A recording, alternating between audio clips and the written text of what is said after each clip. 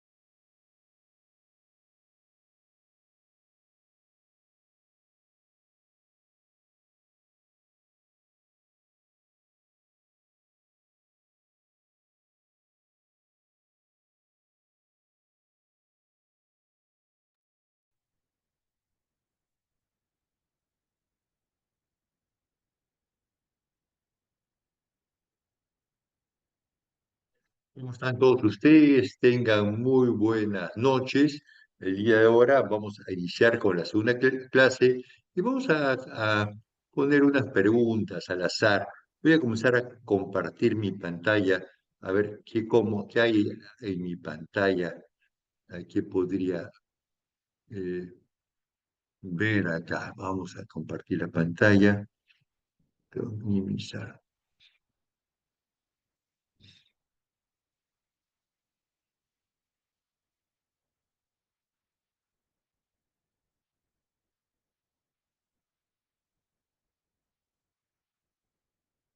Creo que sí están viendo que mi pantalla, ¿no es cierto? ¿Sí?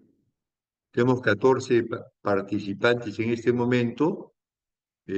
A ver, alguien que esté escuchando, por favor, la doctora Buenas Castro. noches, doctor. Sí se ve. Hola.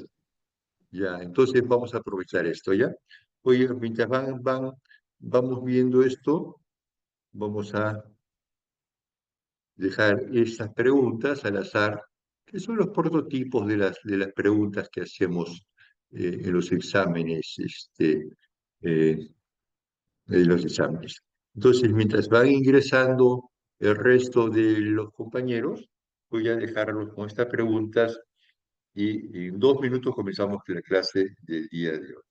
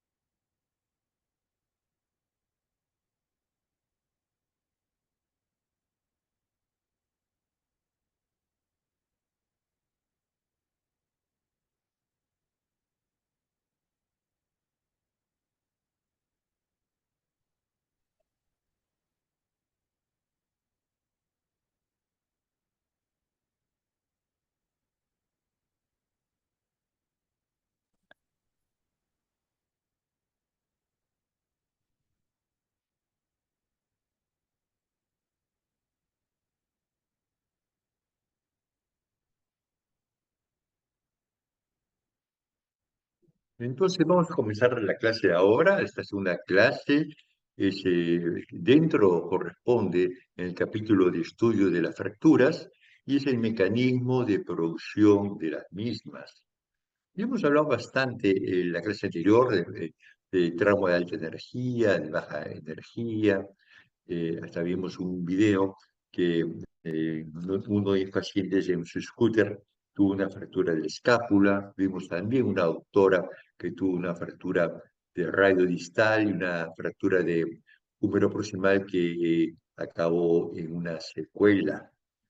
Algunos casos nos han servido de ejemplo, pero nos ha servido también para ir revisando temas de las próximas clases, como las fracturas de falanges, los tipos que son semejantes a las demás fracturas.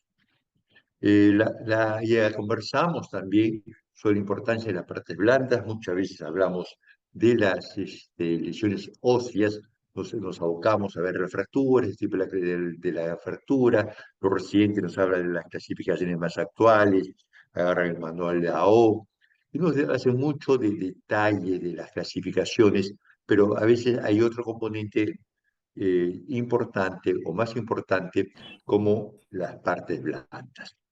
Muchas veces cuando hablamos de una fractura, mis residentes, mis internos se imaginan esto. Yo me imagino esto de acá, esta figura, que el hueso es una entidad viva, ¿no? Con una circulación, con sistemas arteriales, nerviosos, y eso es importante. Y un poco de conceptos básicos que es las trabéculas óseas, ¿no? Entonces, todas estas trabéculas óseas se producen según la necesidad, ¿no? Según cómo requiere, necesita mayor fuerzas. Estas trabéculas se ven trabéculas de compresión y estas de acá son de tracción, que probablemente en este diseño se ven bastante más claros cómo cómo se van formando según la necesidad de la carga. Y eso también nos sirve para ver el grado de osteoporosis cuando van desapareciendo estas líneas de tracción y de compresión. Es importante determinar que existen prácticamente dos tipos de huesos. Los huesos corticales, que son tejidos altamente organizados, generalmente se producen en la diáfisis, proveen elasticidad y rigidez al sistema locomotor, tienen una porosidad un poco menor y soportan gran carga. Eso es lo básico de un hueso cortical. En cambio, el hueso esponjosa, como su nombre lo dice, es como una esponja más débil, se localiza más en las epífisis, está formado por un enmayado o trabéculas óseas en sí, en las cuales hay un sistema vascular, nervioso, de tejido hematopoyético que a veces nos olvidamos. Un hueso normal es este, el de la izquierda, y un hueso osteoporótico es este de acá, ¿no? Entonces, y yo me imagino poner un tornillo acá, creo que es un poco difícil la fijación o la fricción que tiene. Nosotros hablamos de fricción o por decir que la fricción. En cambio, si yo pongo un tornillo en esta zona acá, va a tener un soporte relativamente bueno. Y todo eso entra a la planificación que tenemos que tener. La parte de rigidez lo da la parte inorgánica y la parte orgánica nos da la elasticidad. Entonces, hay un conjunto de las dos que nos va a ayudar mucho para determinar dónde está el hueso, dónde está la fractura y la calidad del hueso. Hay enfermedades, la osteopetrosis, que tiene la parte inorgánica sumamente más del 80% y hace un hueso poco elástico y frágil con posibilidad de múltiples fracturas. Hablamos de huesos, huesos, pero hay un componente muy especializado en las articulaciones como la rodilla, la cadera, el hombro, muñeca.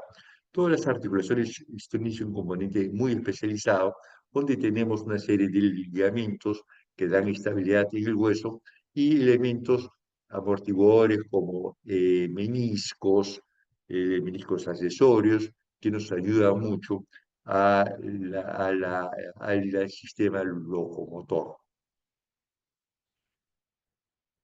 El cartílago tiene una superficie muy especial que nos evita la fricción, nos va a evitar que la fricción hace que absorba el impacto y una distribución más uniforme de las fuerzas, y esto se deteriora en las artrosis. Conforme pasa la edad, hay cierto desgaste de ese cartílago y va a producir toda una serie de fisiopatología con detritos de cartílagos que va a aumentar el desencadenamiento, se va a desencadenar en algunos pacientes y en otros más rápido de procesos de desgaste. Los artrosis, el cartílago generalmente tiene una capa de cartílago relativamente grueso y con el tiempo se va desgastando, deteriorando con el tiempo. Las propiedades, como es conocido, el cartílago nos da fuerza, nos da rigidez y nos da elasticidad. Son el básico, lo que tenemos en el cartílago, y tiene su función mecánica, de protección, metabólica. El calcio, no se olviden, en tumores vamos a tener marcadores justamente del metabolismo del calcio, función hematopoyética, que en algunos huesos de determinada edad es mucho más activo. Entonces, en una fractura, lo que vamos a tener es una fuerza que actúa sobre un hueso, y esta va a producir una deformidad. Esta deformidad va a llegar a un punto crítico y va a producir una fractura, ¿no? Una deformidad, primero, netamente elástica, se produce una deformidad plástica, ya es una deformidad permanente, y ya a un punto que el hueso se fractura. Entonces ya más o menos hemos conversado cómo actúan las fuerzas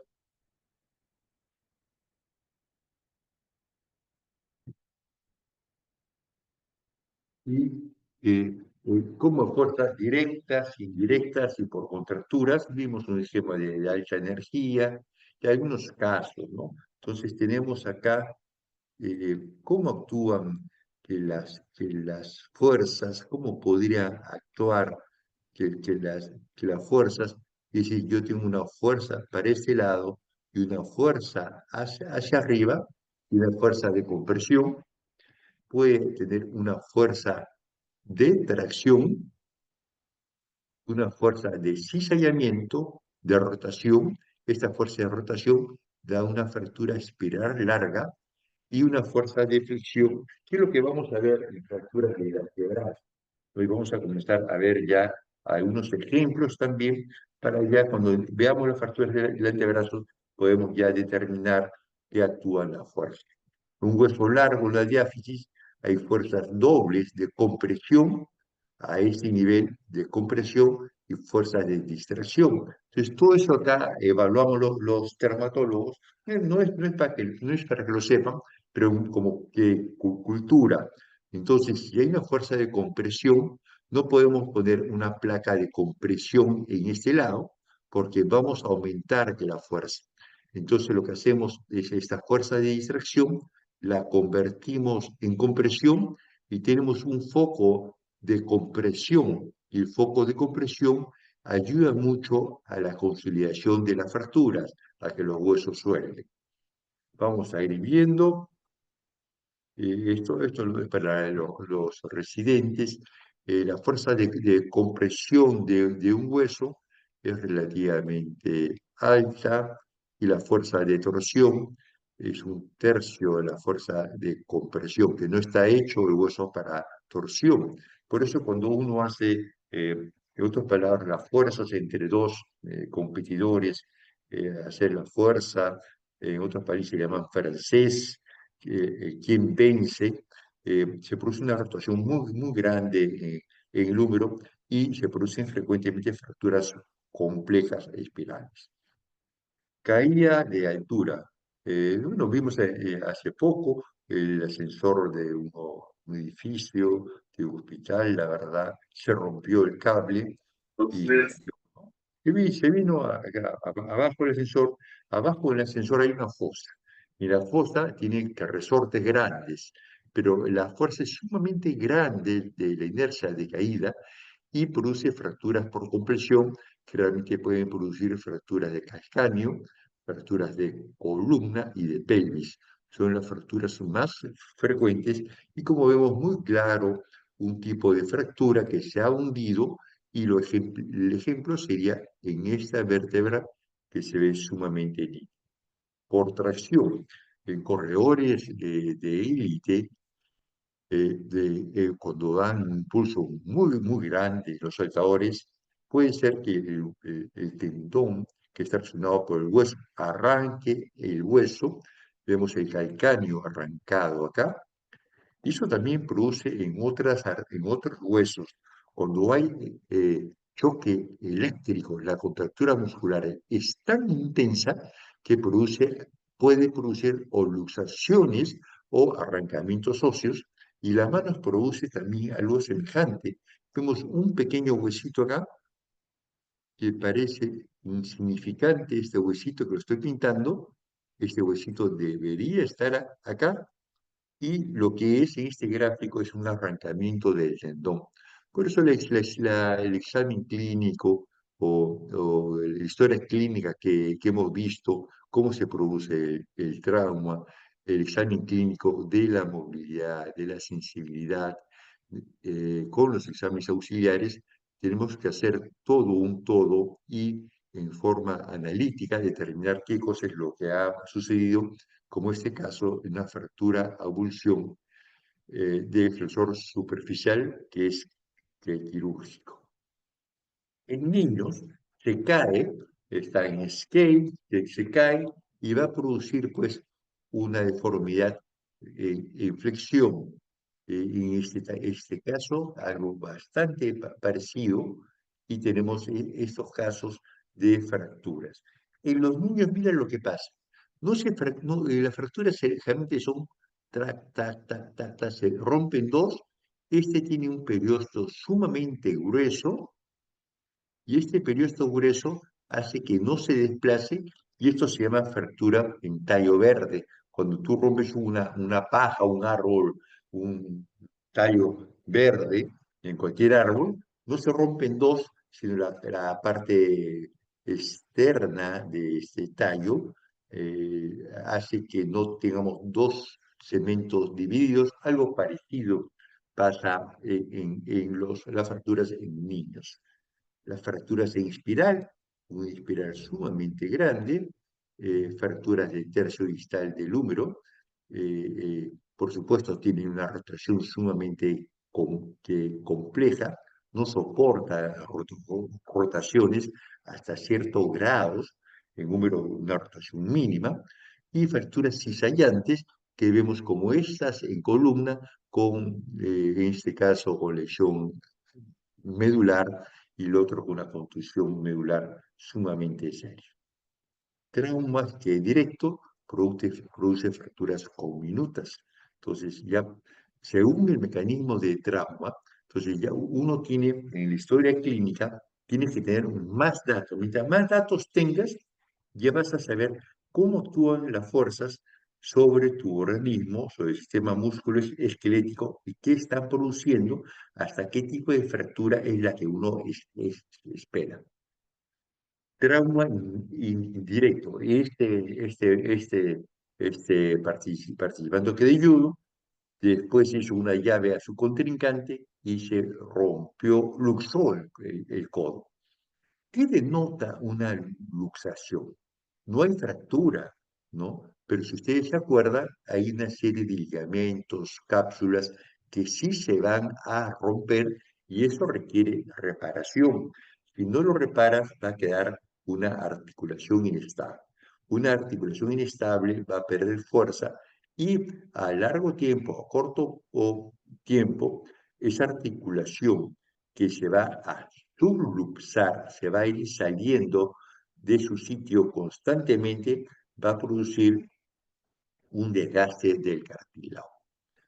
La famosa fractura por estrés, ponte en corredores, se da ponte fractura por estrés de la tibia en maratonistas, tanto es el estrés que se fractura la parte externa y produce una reacción periostal y este acá es un soldado que lo hacen correr con botas. Al no tener ningún acolchado, va a producir una fractura por estrés y el diagnóstico diferencial es difícil en esto.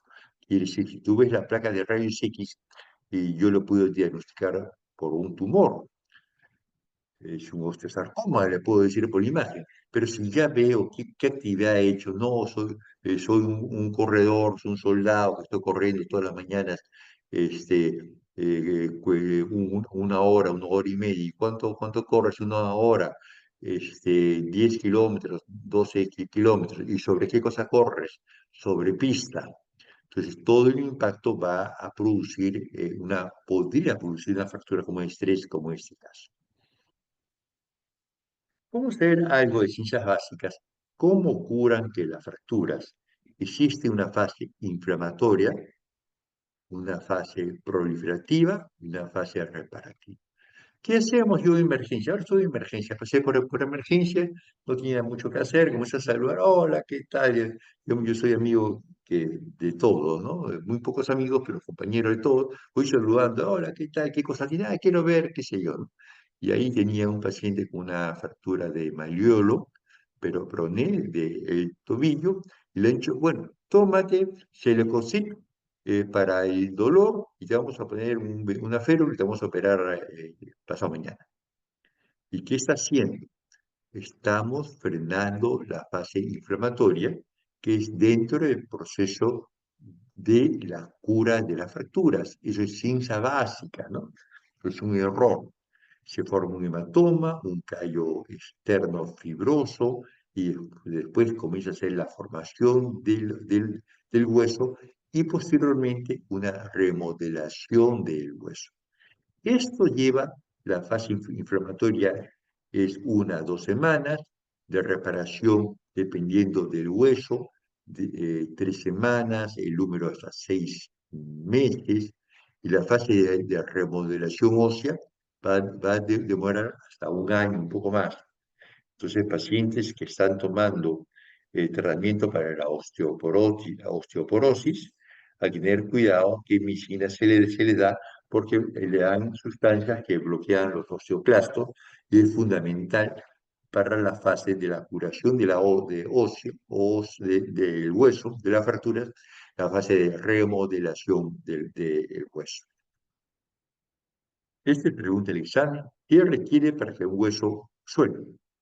Buena reducción, que los huesos estén en su sitio, que estén inmovilizados hasta con una estabilidad relativa menos del 5%, quiere decir hay un movimiento controlado y que esté vivo el hueso. Un hueso, una fractura de alta energía con gran lesión de partes blandas, viene a ser un hueso poco irrigado y su pronóstico de curación es peor.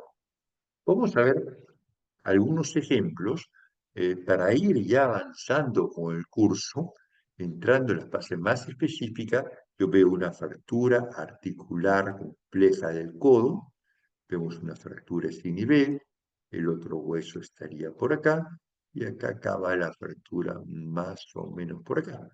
Una fractura compleja. Vimos que el codo no hay muchas cosas que pensar.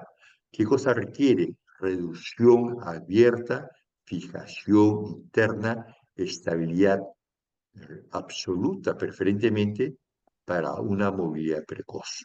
Todas las articulaciones se hacen así, el nervio cubital lo tenemos acá, se ha puesto dos placas, esto es injerto óseo, y se va a proceder a la osteosíntesis, que es la síntesis o la reparación de las fracturas mediante elementos de placas con tornillos. Entonces, estas placas y tornillos no se ponen al azar, hay que saber colocarlos, que generalmente se pueden colocar paralelos o una placa a 90 grados de la otra, de acuerdo a las fracturas y de acuerdo a, la que uno quiere, a las fuerzas que uno quiere neutralizar. Que no es tan simple de ir a una carpintería y pongo tornillos por acá, tornillos por allá y se acabó. Hay toda una ciencia a base de eso. La O justamente se ha dedicado del año 58, me parece, al estudio de la curación y de la osteosíntesis. Hay huesos inmaduros, los huesos inmaduros tienen la placa de crecimiento, que es una línea que vamos a ver, que es por donde el hueso crece. Por eso es importante una fractura de un niño tener una placa radiográfica bilateral. Entonces uno puede saber cómo está la placa de crecimiento formada y cómo ha afectado la fractura en el lado de la lesión. Vemos acá una fractura, todo el epífisis superior de la tuberosidad de la tibia, y un lado está acá, el otro lado está acá, está inflexo y se ha hecho una cirugía mínimamente invasiva y se han puesto estos clavos de Kirchner, esas clavijas, para sustentar, para estabilizar la fractura. Una paciente muy joven, jugadora de vóley, tuvo un trauma indirecto en aducción, ya que no viene a ser una fractura en sí, sino un desprendimiento epifisial. La FICE es la placa de crecimiento, viene acá y se ha roto a través de la placa que de crecimiento y por eso tenemos que advertir que es una lesión grave y podría tener en el futuro trastornos de crecimiento, podría crecer, formarse una unión en esta zona o en cualquier de estas zonas y el hueso comenzar a crecer torcido. Vamos a repetir algunos conceptos. Fractura articular, eso es común en todo el sistema musculoesquelético. Fractura articular, reducción anatómica, fijación estable y movilidad precoz. Esto lo voy a repetir todo el curso. Y vamos a ver algo particular. Ahora vamos a ver, según lo que hemos hablado de la articulación, ¿qué pasa con el antebrazo? Estrictamente en el antebrazo. El antebrazo es un posicionador de la mano en el espacio y la función principal es la pronosupinación. Para que esto se produzca, requiere de 6 articulaciones. Entonces, a pesar que puede tener una fractura de la diáfisis, todo este complejo que es el antebrazo está compuesto por 6 articulaciones. Esta es la membrana interósea, tenemos ligamentos, toda una articulación, la radiocubital proximal, distal, disculpa, la radiocubital proximal, la membrana interósea con su fascículo central, que es importante considerarlo, la parte distal, la radiocubital distal, el filo cartílago triangular, que viene a ser esto, como es un triángulo, con sus refuerzos, el ligamento radiocubital anterior, el radiocubital volar, el lado dorsal algo semejante, y esto es el ligamento anular en el codo, que hace una abrazadera al cuello de la cabeza de radio, y acá existe otro ligamento, el ligamento cuadrangular, que es este cuadrado que prácticamente da la estabilidad. Entonces, no solamente hablamos de la parte ósea, sino de la parte ligamentar. Entonces, volvemos a resumir. Fractura articular, ¿qué cosa requiere? Reducción abierta, fijación interna y vuelta a quedar. Entonces ya prácticamente ya no vamos a hablar de fracturas articulares porque se va a resumir en esto. va a requerir la mayoría, creo que la mayoría es cirugía, porque tiene que quedar exactamente como el paciente nació y conseguir una estabilidad, una fijación muy estable que le permite una movilidad precoz. Vamos a empezar ahí tenemos tiempo, me gustaría ir adelantando con dos videos de una cirugía. Hubiera algunas preguntas hasta ahora, los escucho, los leo en el chat. Sí, tenemos 38 participantes el día de ahora, algunos estarán trabajando, estarán estudiando o no han podido asistir. Esto es importante. ¿Qué factores hay para que el hueso no suelte? Esa pregunta es la pregunta que recientemente le hago, pero entonces el cigarro, importantísimo, edad, más de 70 años, alcohol, la diabetes, esteroides, antiinflamatorios, que hemos dicho que frenan la fase la primera fase inflamatoria. Todo esto de acá son factores que disminuyen la consolidación, quiere decir, van a tener que ver con la irrigación o la microcirculación de el hueso. Los factores biológicos, infecciones, la parte vascular, el daño en las partes blandas, si hay contacto en el hueso. Y los factores mecánicos que tienen también que ver con el grado de estabilidad que uno que construye. Yo quiero pasar unos videos, pero sin antes queremos recalcar algo de ética. Día a día estamos viendo problemas de ética. Es decir, nadie quiere ocultar información a los pacientes, ¿no? La información es sumamente clara, y hay que ser pacientes, volverla a informar. Los pacientes en sí, la psicología de los pacientes son egoístas en su enfermedad. Todos sus, eso sí, lo del organismo humano, toda su atención se va a localizar en el dolor y en su enfermedad. Entonces, desde mi punto de vista, existe un egoísmo del paciente y se centra en él y su enfermedad, pues parte de la reacción natural. Entonces, por eso tenemos que el paciente volverle a explicar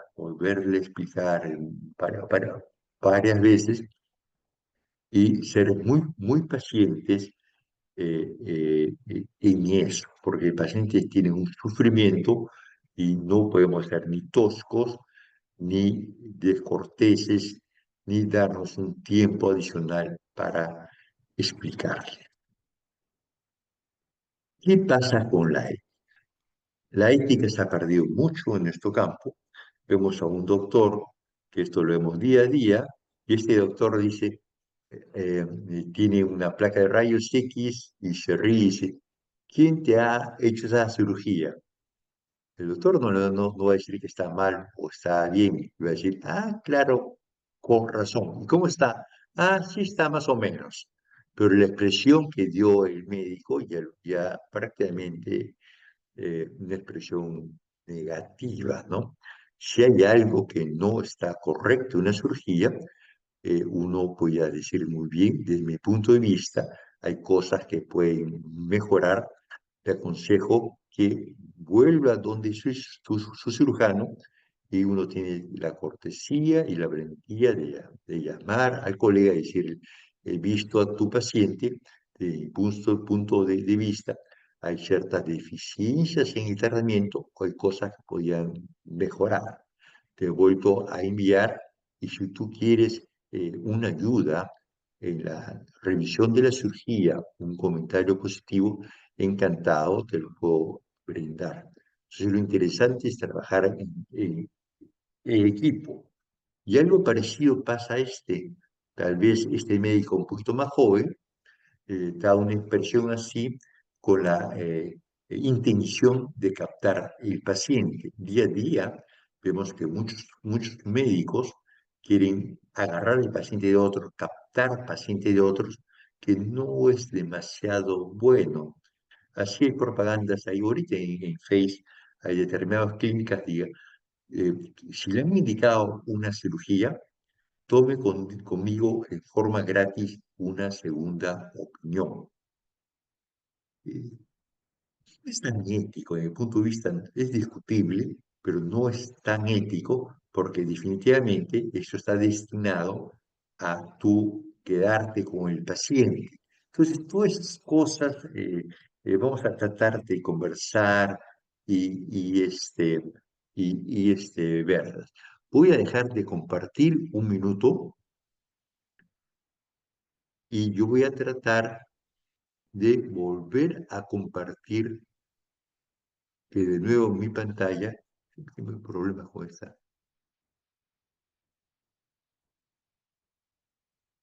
¿Están, me escuchan? Yo voy a tratar de compartir que de nuevo que mi pantalla, porque quiero ver que ustedes vean unas cirugías de radio que a veces no conseguimos ver que las cirugías de radio.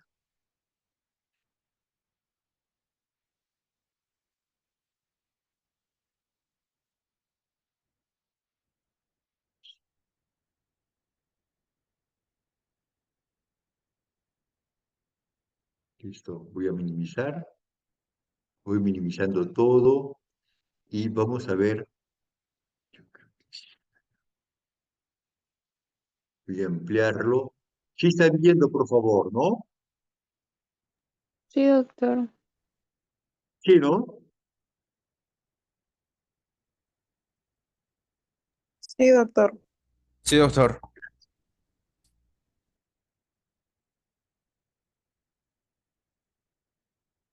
Entonces, la arteria radial, mire por dónde se va a abordar el radio, los sensores radiales. Cuando se operan no se ve de colores nada, todo es rojo. Vemos la factura de coles, la forma, la planificación de la incisión, cómo debe ser hecha.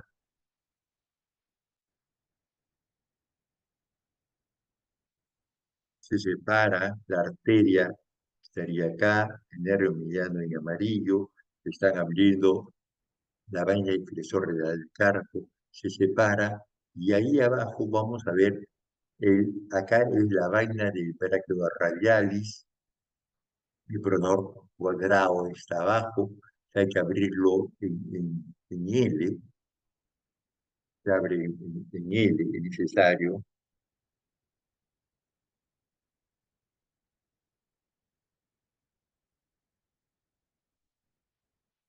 Brachiorradial, la vaina lo van a abrir, en este caso, en esta técnica que yo no me gusta mucho, lo van a seccionar, lo van a seccionar, la abren,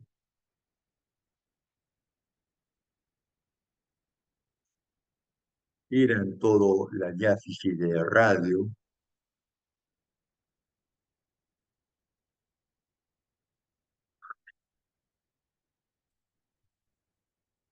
en la parte dorsal hay fragmentos óseos con disminución ósea, los reducen, colocan una placa de biosíntesis, todo esto bajo visión de rayos, visión de arco en C, se coloca un drill, una broca, se mide exacto 12 debiera medir aproximadamente el tornillo, y ese tornillo lo puede poner en el centro de ese agujero oval, lo que permite que lo desplace más hacia el instalo proximal. Son guías, mucho cuidado de no invadir la articulación ni lesionar los tendones extensores.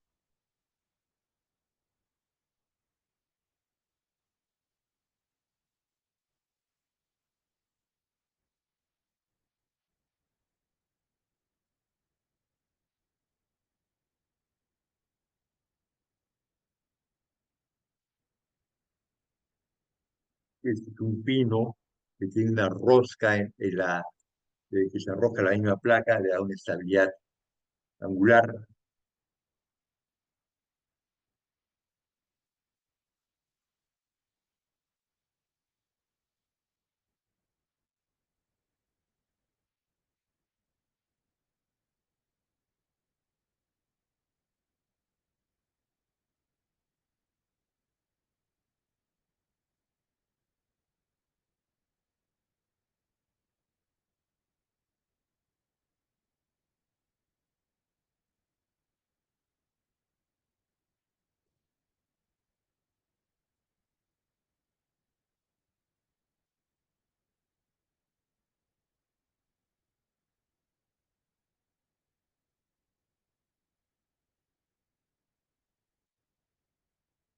La cirugía es eso, es idénticamente a la cirugía, la incisión es idénticamente, se está disecando el palmar mayor, está la arteria radial en el borde, la arteria radial puntero, es esta de acá,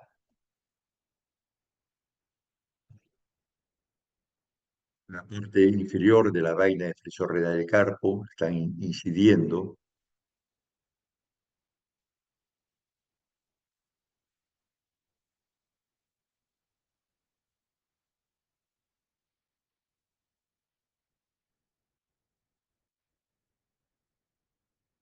están haciendo electrocauterización de los pequeños vasos, y eso ya estamos viendo el área del pronador, es un separador autostático,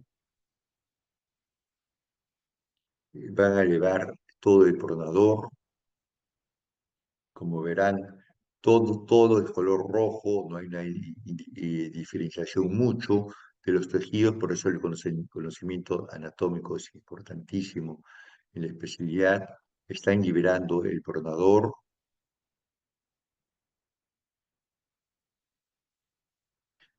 y ya comienza a aparecer eso más allá en el fondo, que es el hueso.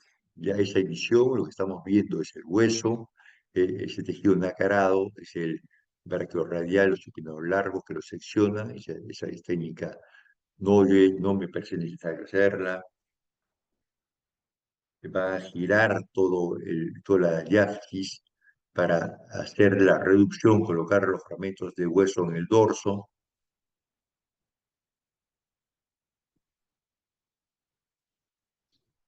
Hacen la osteosíntesis, colocan los pequeños fragmentos con pequeños tornillos, están colocando injerto óseo.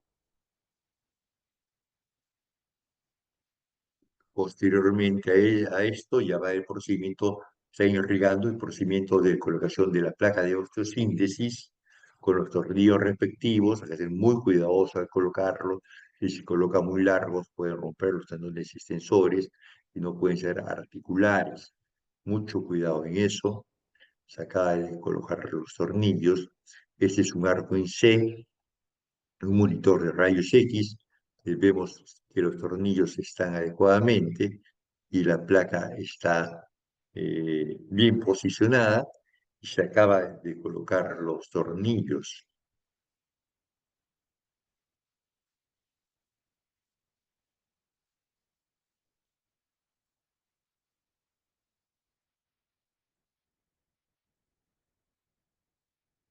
Mira, acá hay un tornillo, este tornillo, no sé si ven mi puntero, este tornillo está demasiado largo, no se ven que mi puntero, y si los tendones vienen a ese nivel, va a haber una ruptura de los tendones. Esa osteosíntesis tiene una falla, ¿no?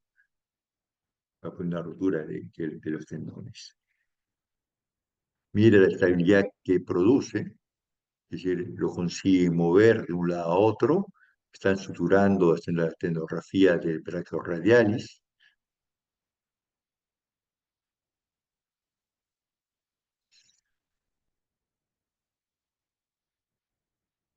y prácticamente con eso acabaría que la cirugía, ¿no?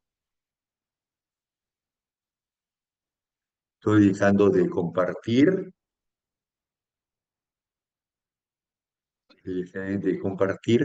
estamos en hora, La clase he querido avanzar algo de fracturas del codo. El codo requiere reducción abierta, fijación interna. El antebrazo se considera una articulación. Hemos visto unos ejemplos y hemos visto una cirugía de fractura de radio distal. La clase, la última clase de fracturas del miembro superior, una clase sumamente extensa, por eso he querido aprovechar a indicarles o ver algunos casos clínicos hasta la cirugía para aligerar un poco la clase, la última clase. Probablemente en la clase de complicaciones voy a tocar algo o de fracturas de cabeza de radio o lécrano, que son temas sumamente simples. Si hubiera alguna pregunta, si hubiera una pregunta hasta ahora, si no tiene micrófono activado, lo puedo ver en el chat.